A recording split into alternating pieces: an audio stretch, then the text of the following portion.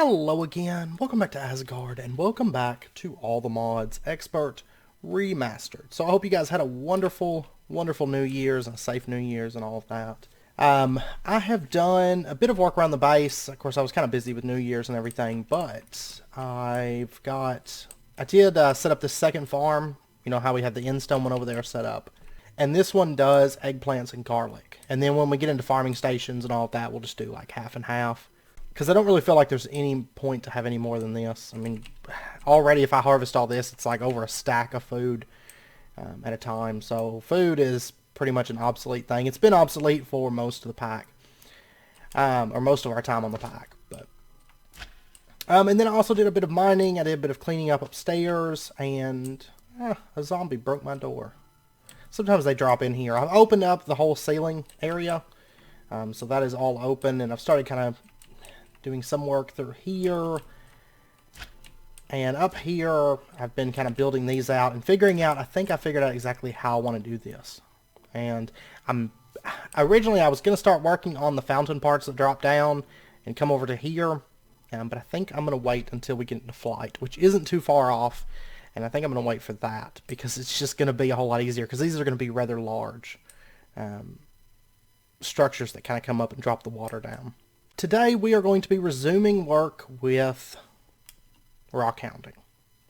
And we're going to get into some of the more technical stuff. We're going to be automating, we're going to start off by automating the lab ovens. Now one thing to note, originally I was planning on automating salt.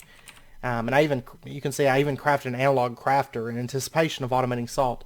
But I was just in my test world. There's no way, why can I not? Okay, some kind of visual bug. Okay, there we go.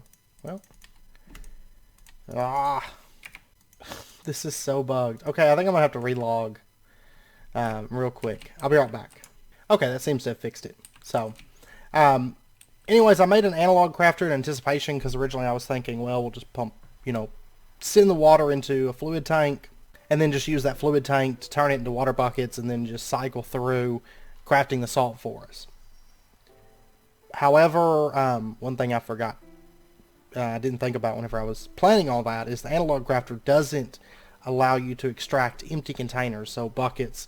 It won't let you extract that, so that won't work. If we had access to mechanical crafters or liquid crafters or something like that, we could do it, but analog crafters won't allow us to extract the buckets. So we're going to have to manually craft the salt, which is kind of annoying.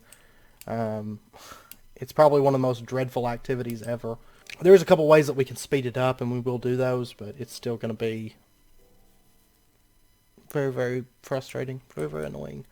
But anyways, I was debating about how I wanted to automate these lab ovens, and I think I figured out the way I want to do it, and that is using, I think we're going to do pressure pipes mod. Personally, I'm not a big fan of the pressure pipes mod. I like the conduit, the Ender IO conduits a lot more. But the Ender fluid conduits are still a ways off for us because we're going to have to get alloy smelters before we can craft those.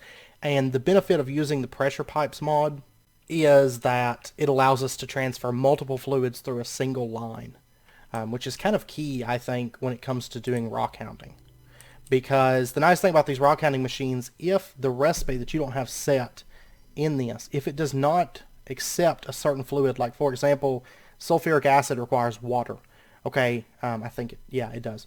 I couldn't pump any other fluid into this except for water. Okay, so that's one of the benefits of using the pressure pipes, is because we can send all the fluids through one line, and the machines that can accept them are only going to accept them if their recipe allows for it.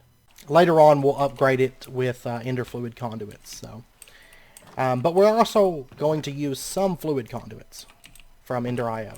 So we will use a few of those, and that's simply due to the fact that the pressure pipes, as far as extracting a liquid, they don't do too well about being able to pull from machines. Unless the machine is pushing into them, they can't pull from the machine on their own.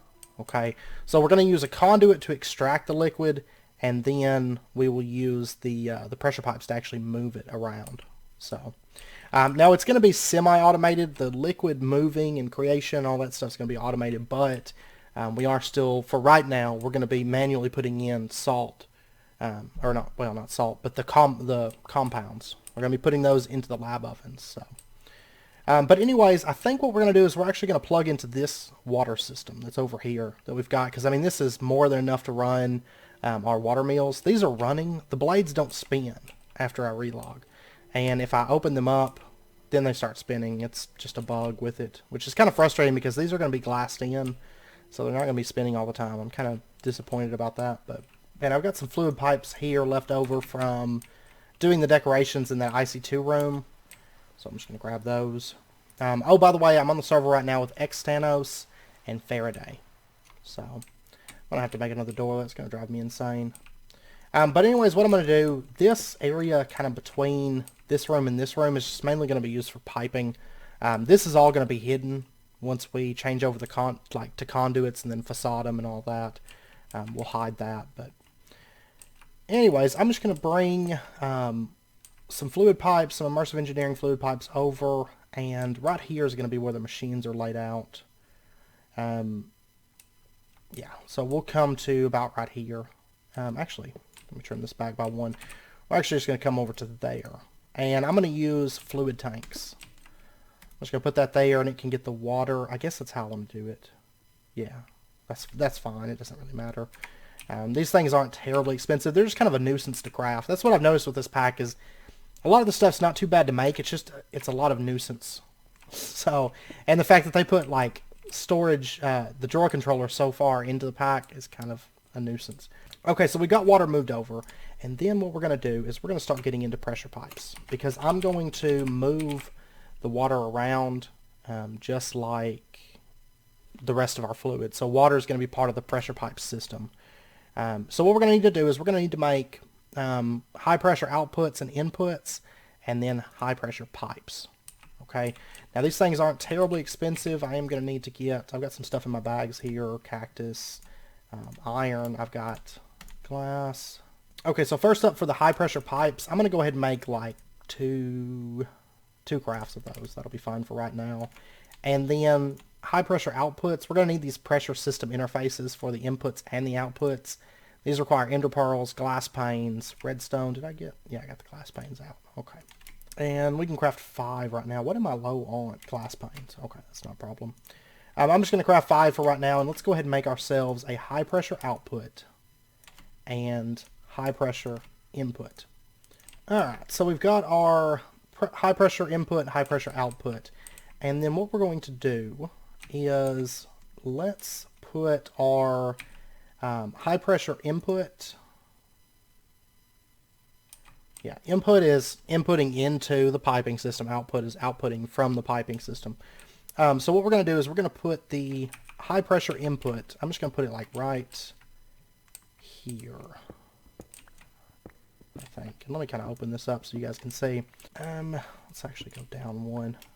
Okay, we're going to put it right like that. And basically the black arrows tell you in which direction the liquid's going to be moving. So in this case, it's going to be pulling liquid from the fluid tank and going down into our high pressure pipe system. And you can see that the pipe's connected. Now, for example, if I pulled this off, and I know a lot of people haven't used this mod before, so I'm going to kind of go into a little bit of detail with it. But if I plugged up a pipe right here, okay, this is where, you know, fluid would be coming from. You'll notice that the pressure pipe does not connect to that. These pipes can't connect into, like, basically you can't input fluid from another piping system. So, which there's really no reason that you would want to do that, because you can filter the fluids with this. The fluid filter configurator, this right here. We're not going to be using that today because we don't really have to. These machines filter their own fluids, but you can filter the fluids if you want. That is something that you can do. So we're going to put the high pressure input right there, and then we're going to set our tank to push into it from the bottom there. And then if we were to plug up our high pressure pipe just like that, so now the fluid is basically in that pipe. Okay, now what we're going to do is we're going to steal one of our lab ovens here. I made another one, by the way. We do have 6 of these altogether. And that's because I want to do a 3-2-1 setup for right now, which we'll get into that in just a minute. But what we're going to do is we're going to have the lab oven setting. I think I'm going to start from the right hand side and go to the left. So we'll have the first lab oven setting want to make sure I have the right dimensions for this. I was thinking it was 4 high before the border, and it is. So, okay, so what we're going to do is we're going to have our lab oven setting like right here, and I'm actually going to do, that's the one that had stuff in it. I don't know if they keep their inventory. I'm not for sure on that. They do. Okay. So they've still got their RF storage and power storage and stuff like that. So this first setup, which this ceiling is going to come up just like on the other side, but the first one's going to be 3 lab ovens like that, and I'm going to have them setting on like a platform. So we'll have 3 altogether, and I'm going to go minimalist at first. So we're going to do, in the next setup, we're going to do 2, and then we're going to do 1, and then eventually I'm going to do 3 for each setup. But right now, really, all we need is 3, 2, 1. All right, I'm just going to kind of dig through here. Let's see, I think, yeah, right here. Okay, and this is eventually going to change because we're going to change over to ender fluid conduits a bit later on. But for right now, we're just going to use our pressure pipes. And what we'll do is we'll just kind of bring these over. No, actually, not to right there. We'll just bring them over to like right here.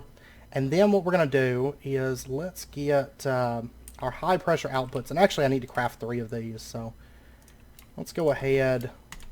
There we go. And I tell you what, I'm actually going to pull up these lab ovens just because it's easier to set them up. Because the way the wrenching system works, like, you don't wrench to rotate, you wrench to have it face a certain direction.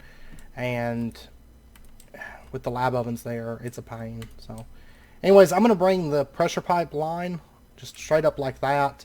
And then what we're going to do is we're going to put our high pressure outputs just bam, bam, bam. And make sure that, for example, I'll pull this away. The black arrows are facing out towards the machine that we're pumping into. Okay, the black arrows, once again, they're always going to tell you in what direction the liquid's going to be moving. So in this case, it's coming from the pressure pipes.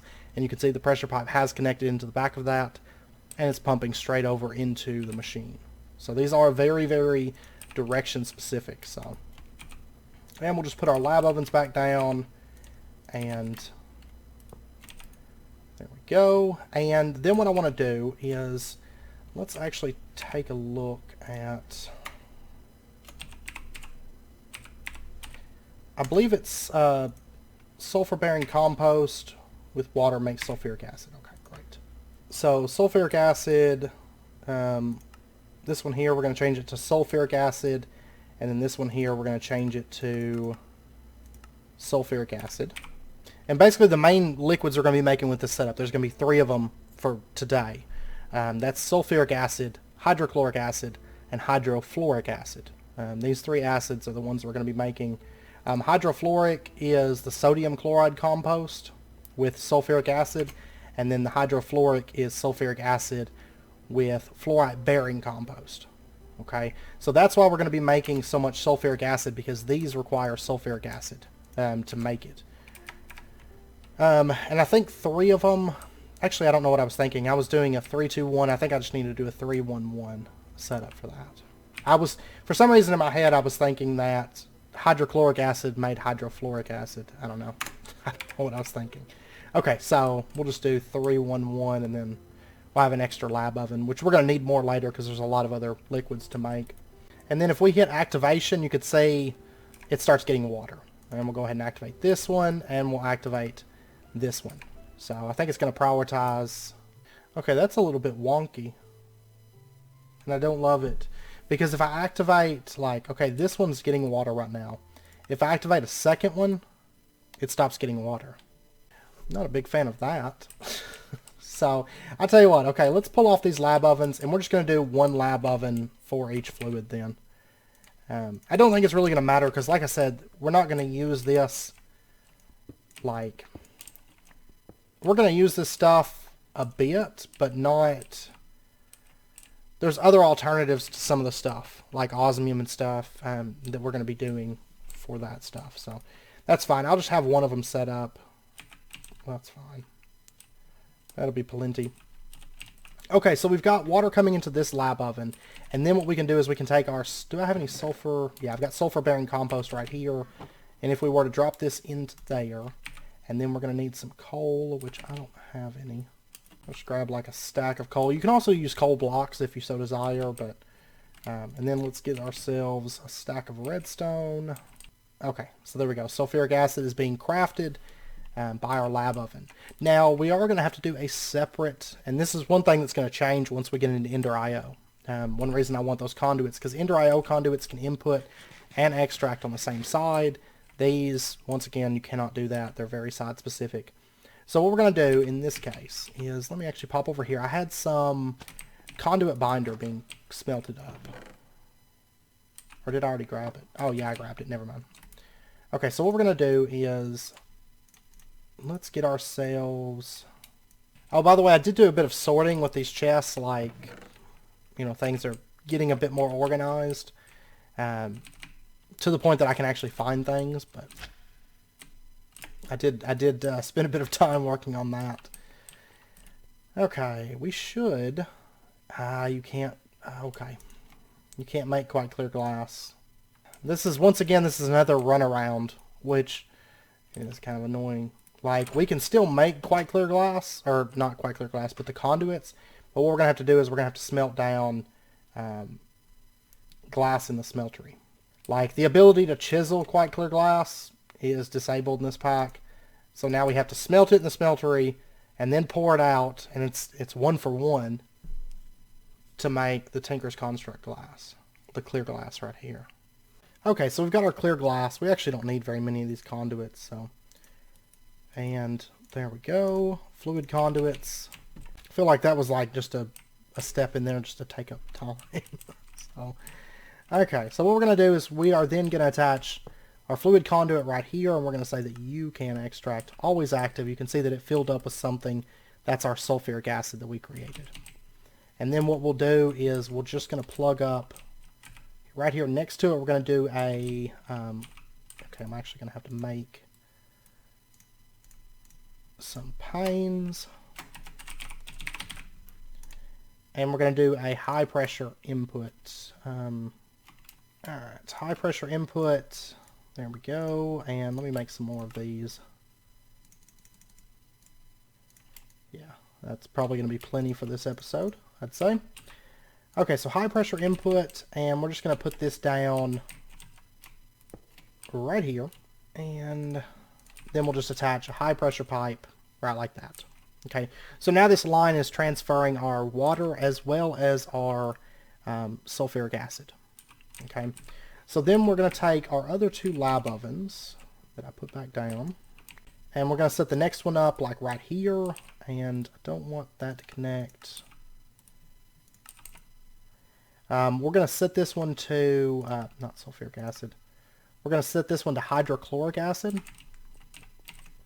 And then what we have to do is we'll set a pressure pipe right there, and we're going to say high pressure output right there, and you can see that it's filling up with sulfuric acid now. Now, I could make tanks that have like sulfuric acid, hydrochloric acid, but I'm not going to because all these things have buffers. Like you can see 10,000 millibuckets. It's 10 buckets that this can store. This can store another 10 buckets. And then once we set up the leaching vats and stuff like that, those store, if I recall, 10 buckets. So, I mean, you've kind of got a tank built in. You don't really need to store these liquids, I don't feel like. Alright, so we've got sulfuric acid coming into this one, and I tell you what, I'm going to go ahead and set up our final lab oven. I'm just going to set it right there, and we're going to say this one is making hydrofluoric acid. Okay, and we'll put a pressure pipe right there, and our other high pressure output right there. And we'll go ahead and put a pressure pipe right there. Okay, so that hydrofluoric acid, is it water that goes into that? Or is this stuck in there from before?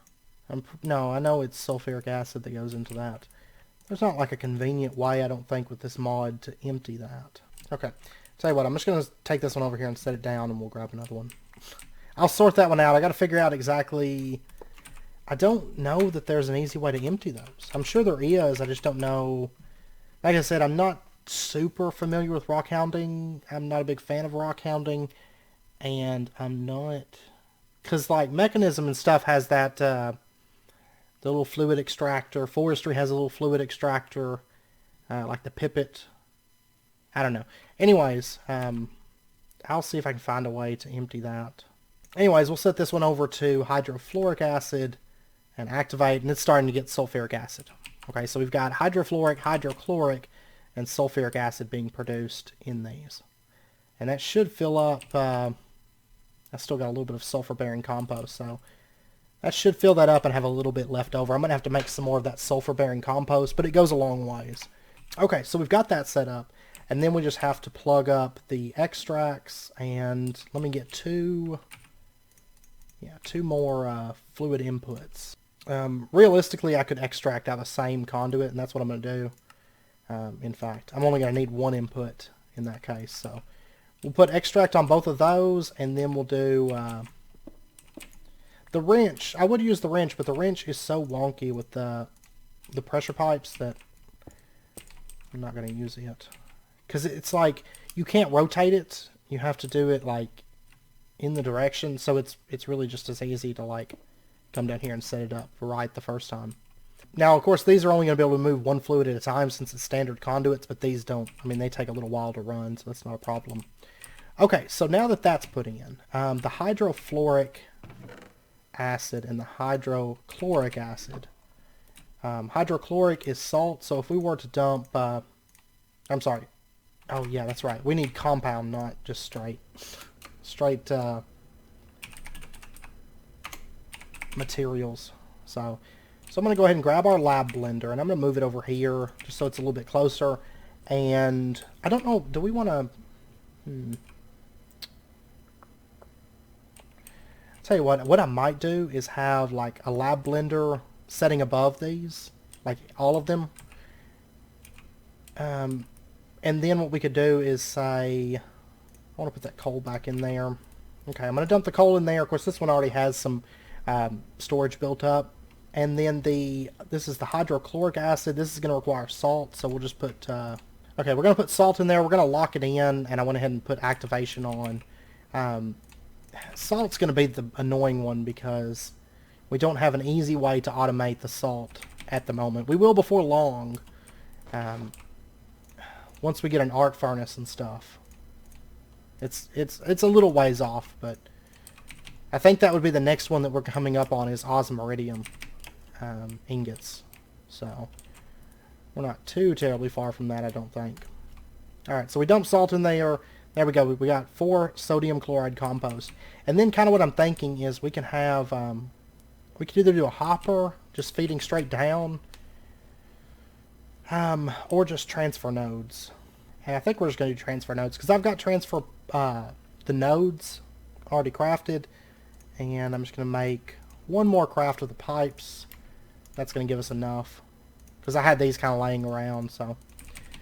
Hoppers aren't terribly expensive because we've got plenty of iron. I tend to mine it whenever I see it while I'm out mining, now that our bag is so much easier to manage. Okay, so we can put a transfer node right there and just pump that stuff straight down. Sodium chloride goes right there, and then we just have to supply this with, I meant to grab coal and some redstone while I was over there. Okay, so we'll drop some coal in there, we'll drop some redstone, and there we go. It's going to start crafting, and it's going to make our hydrochloric acid. Okay, now I'm going to need 2 more lab blenders. But I think this is probably the best way for us at the moment. I think this is the best way to set this up. So, okay, blending units. And we do have this fluorite-bearing compost, this sodium chloride compost. So I'm going to go ahead and just dump these, not in there, into here.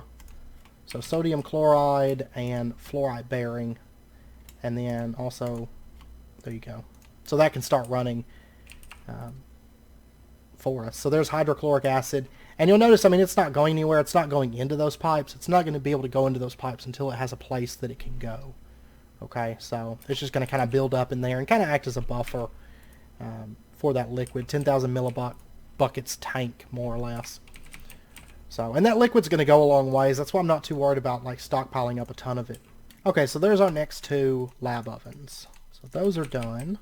And I just feel like having dedicated lab ovens, for one, it's going to be important once we get into automating this.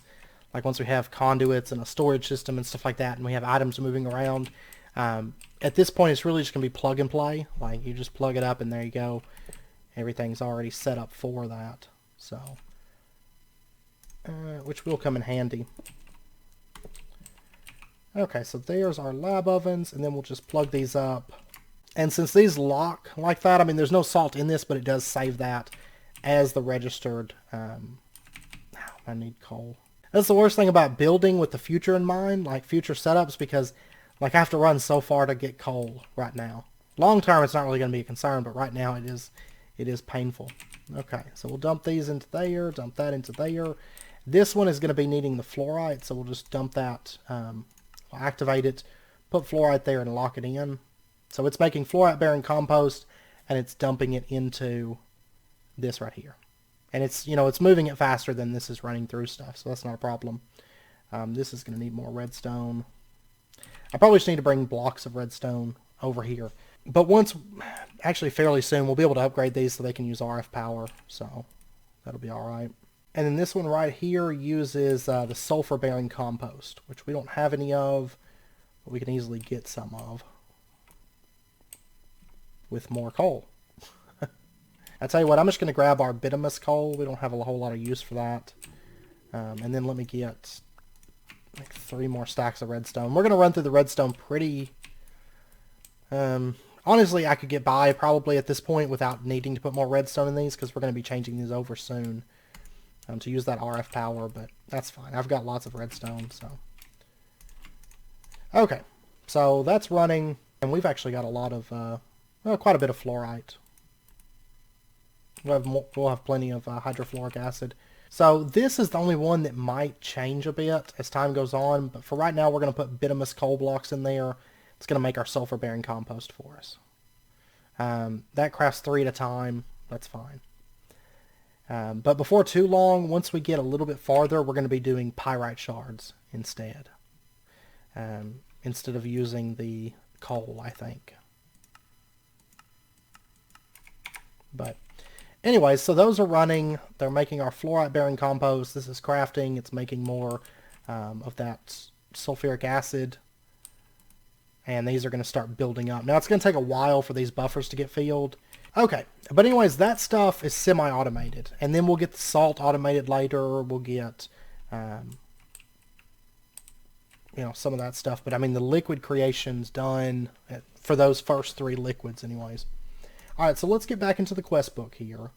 And Rockhounding, the next step is the leaching vat. Okay, now the leaching vat, having these liquids automated, the leaching vat's going to be a whole lot easier to mess with. Because it uses all 3 of these liquids that we're currently creating. It's going to use all 3 of those acids to do its process. So, let's pull up the leaching vat. And, okay, this is not expensive at all. Iron casings, I've got that.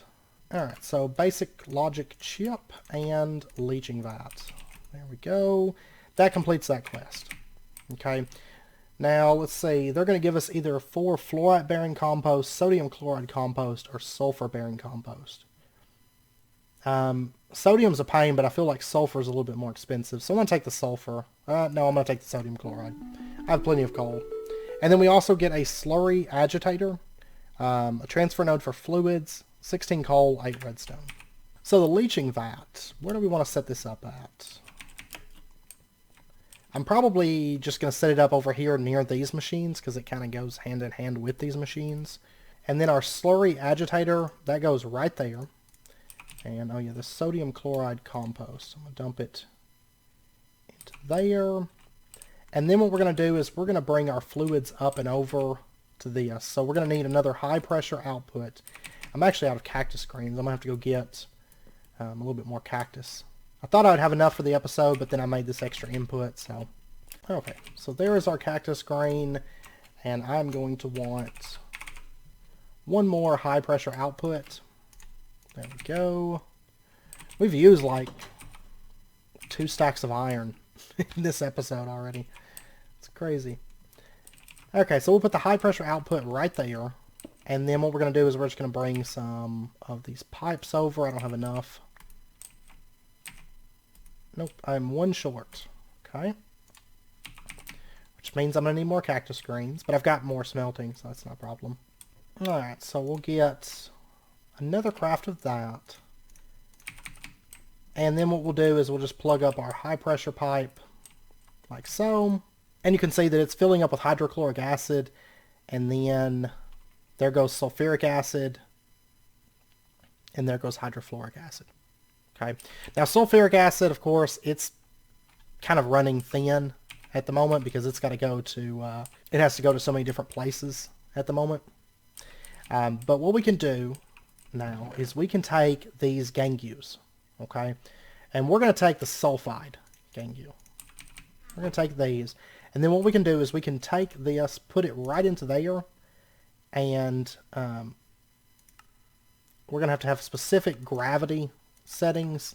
You can see right there, if you look, based on how much gravity you exert to the sulfide gangue, it's going to change what kind of shard you get. So if we did a 7.4, we would get melanite shards.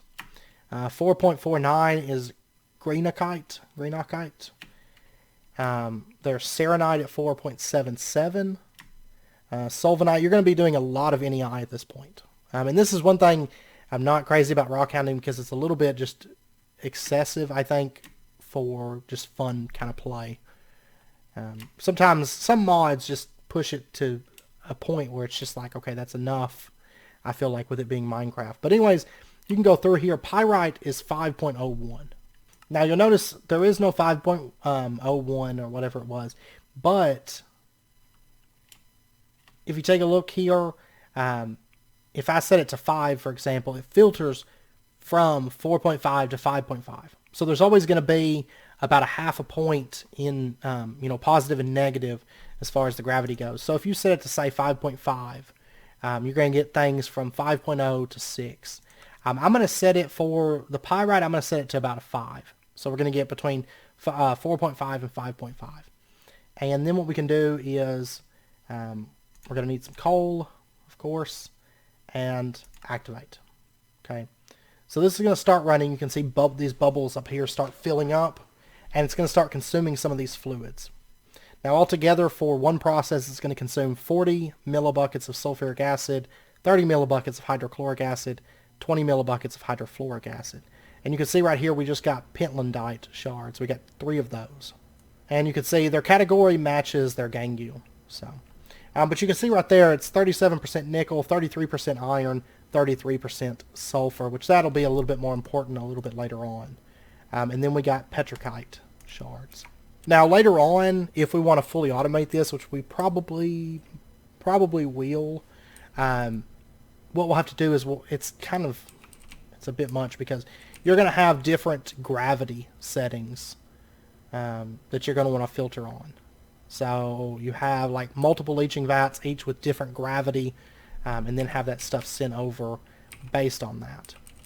Now one thing I am going to do, I've got a transfer node right here. They didn't give me any transfer pipes, they just gave me the fluid node, which I have no need for a fluid node. I feel like pressure pipes beat out, as far as fluid transfer, pressure pipes definitely beat out transfer nodes. My main, really my only qualm with pressure pipes is I don't really like the way they wrench at all. And then in addition, I just feel like they're kind of clunky, and I just like conduits because they're just more convenient when it comes to setting things up. But okay, so what I'm going to do is I'm just going to kind of automate the output into a chest. I'm not going to do anything extravagant with that at the moment because I feel like, we could do a bit more with the rockhounding automation, a little bit more, but it's just so, without like sorting systems and stuff like that, I'd rather it just be how it is, I guess. I don't think there's a whole lot of point in fully automating leaching vats at the moment. I don't see much point in it. Alright, so we'll just put our transfer node there and connect it into the chest. And we'll have this here for storing up the shards. Okay? So then if we were to take, say, oxide, okay, and you open up oxide, you can see there's a bunch of other shards. Each one of these is going to have a whole slew of different things that it's going to make, and you're going to have to take that into consideration. Now, you don't necessarily have to make all the shards. Basically, what we're making shards for, if you take a look at the shards, there's a lot of materials here that we can't get from mining. Zinc, for example. If we take a look, there's calcium, titanium, lanthanum, cerium, magnesium, manganese. So what we're trying to do at this point, the reason we made these acids, of course, is to use the leaching vat to break down those gangues into those shards. And then what we have to do is we have to make the chemical extractor to then break those shards down into the dusts that are going to be required. So say manganese dust and stuff like that. And then we have to use the metal alloyer to make alloys. Okay, and if you take a look at the metal alloyer, for example, that's going to allow us to make things like QB. I don't know the periodic table. I'm not even going to pretend to know it. I was never that big into chemistry. I was more of a physics person. I think that's one reason I don't really care for rockhounding. It's just a lot of chemistry, and I'm not a big chemistry fan. But you can see we can take that like copper dust, which we can already make copper dust, but we can't make beryllium. There we go, beryllium. We can't make beryllium dust. So that's where we need the stuff that comes from the leaching vat, these shards. So what you would do is you would find, if you want, say, beryllium, you can pull up shards. And if you take a look here, look at all these different shards that you can possibly make from this. But if we go through here, and it can take a minute because there's so many different, it's like the whole periodic table in this. Okay, that actually took a little while. You can see bromellite shards produce beryllium. It's 36%. You can see it's 36% beryllium for those shards. And then behwite shards are 21% beryllium. So that's where the shards come into play. Is finding... You got to find the materials that you're looking for, basically. It's so just... It's a thing. So... But anyhow, I know it's about wrapping up point for this episode. I'm gonna work on these gases, get these gases filled up, because like right now, well, we've got a decent amount of sulfuric acid, but I'm gonna let these kind of build up. I'm gonna keep filling these, and so that we have all the buffers filled. Because once we have the buffers filled, I mean, that stuff's gonna go a long ways. Then next episode when we come back, I mean, honestly, the worst of it is over, which is that. Getting these set up, getting those fluids automated. Next episode, we are going to have to do a little bit more fluid automation, but we'll go through that pretty quick. My goal for next episode is we're going to get the chemical extractor. We're going to get into maybe some metal alloying, maybe get into cryogenic distillation plant. Maybe we'll see. But I definitely want to get to the nichrome and mnemonic ingots especially. And the reason I want to go for mnemonic is if you take a look at, it's not mnemonic, it's nichrome. I mean pewter. I want to get to pewter ingots before too long, and the reason being is because that's what we need to make drawer controller, which is going to be life changing once we get up to that. And that is a combination of tin, copper, bismuth, and lead. And of course, lead we've got, copper we've got, tin we've got. All we need is bismuth, and I believe... Okay, never mind. I thought I had some bismuth in there, but that's fine. We'll get some bismuth shards made. But the chemical extractor, this is going to be... once we get to the metal alloyer, it's pretty much downhill from there because it's a lot less involved. Chemical extractor, still fairly involved because we're going to have to use sodium cyanide, phosphoric acid, and nitric acid. More lab ovens here. This is water and ammonia, syngas, and liquid nitrogen. These liquids are a lot more involved. So, and honestly, I guess we are going to have to get into... We'll probably have to get into the cryogenic distillation plant because I do believe we need nitrogen somewhere along that line. Yeah, right here. Liquid nitrogen and syngas to make ammonia. So we are going to need the distillation plant, and then syngas is basically just water with carbon compost, which isn't too bad. Then you got the phosphoric acid, which were sulfuric acid with water for phosphoric acid. And of course you need compost for all of these. And then you have sodium cyanide, which is ammonia and syngas. And of course ammonia is more syngas. So it's a lot of that stuff. We're going to do a little bit with that. We'll move a bit more briskly through it because we've covered pressure pipes now, and we'll get those fluids knocked out, get the chemical extractor set up, and then we can get our bismuth, make our pewter, and then make our drawer controller. That's my goal next episode. It might be a little bit longer of an episode, maybe closer to an hour, but once we get through that stuff, yeah, because we're also going to have to do the distillation plant. Yeah, next episode's probably going to be an hour long, so just a heads up. But I don't mind because I know episodes the last few days have been, or the last, during the holidays, were a little bit, did a little bit less episodes, so I think that will be okay. And I would like to get through Rockhounding next episode and get that drawer controller, because that's going to make my life so much easier as far as cleaning things up. Not having to go around to each individual drawer. That's so time consuming.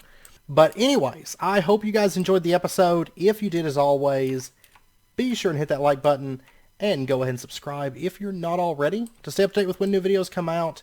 And of course, if you guys have any questions or anything, do let me know and I'll do my best to get those answered for you. I hope you guys enjoyed it. I hope to see you guys next time. And just as a heads up, we will be getting into, of course, after we get through all of this, we can get our advanced circuits, we can do our tree farm, we can do our RF power, and then we're going to get flight, and kind of that's going to be a good turning point for things, because we're going to have wood and power, which are things that are a little bit more scarce. I mean, like I said, we could just do water wheels or something like that, but we're going to do something a little bit more elaborate, I think. Just for fun, and that way we've got wood and charcoal and all that good stuff. So, anyways, I hope to see you guys next time. Until then, as always, do take care, stay safe, and I'll see you guys then.